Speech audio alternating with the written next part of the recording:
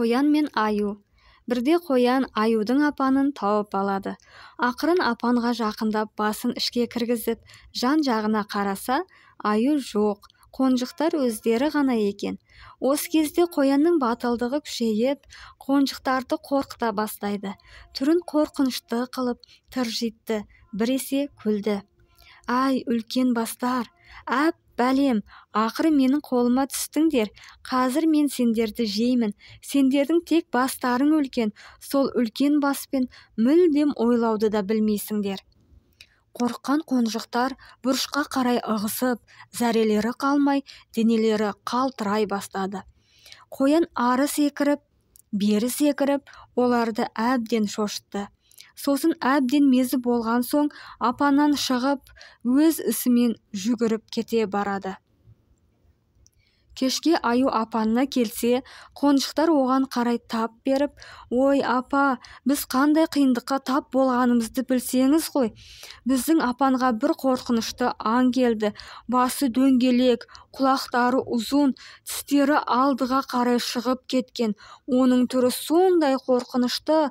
Ол бізге, әй бастар, ақыры қолыма түстіңдер», деп мазақтап қайталай берді.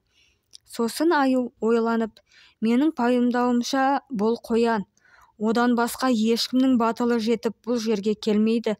Енді ол бұл ісін өзінің терісімен өтейтін болады. Ертең күні бойы сендердің жандарыңда боламын». Келесі күні аю апан маңындағы бұтаға тығылып жатты. Көп күттірмей қоян да жетіп келді. Басын апанға тығып көрді де, аюдың жоқтығына көзі жеткен қоян емін-еркін апанға кіріп келекете бастады. «Ал бастар, сендер тағы да менің қолыма түстіңдер ма? Неменеге маған қарайсыңдар? Менің сендерді жегенімді қалап тұрсыңдар ма? Тағы айтайын, сендердің тек бастарың үлкен, ал миларың көк нәрдің дәнегіндей ақ». Бұл сөздерді естіген аю бұтақтың арасынан атқып шығып қоянға қарай ақырады. «Бұлай айтуға қалай дәтің барады?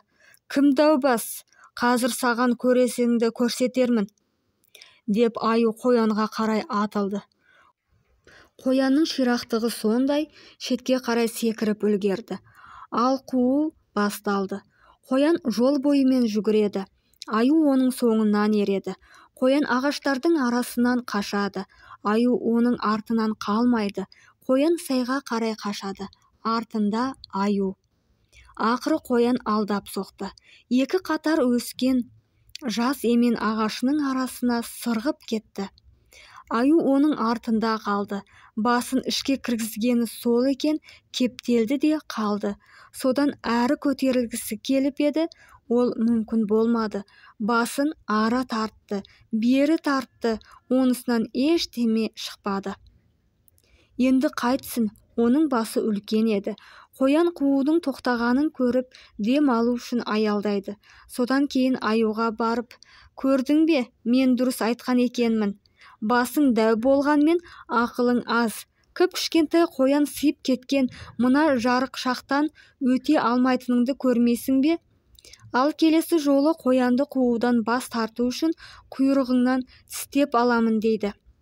Сол тұрған аю кешке басқа аюлар көмекке келіп, жас емен ағаштарын шетке итеріп жібергенде ғана өз қақпанынан құтылды. Бірақ содан бері ол өмірінің соңына дейін қысқа құйрықпен қалған екен.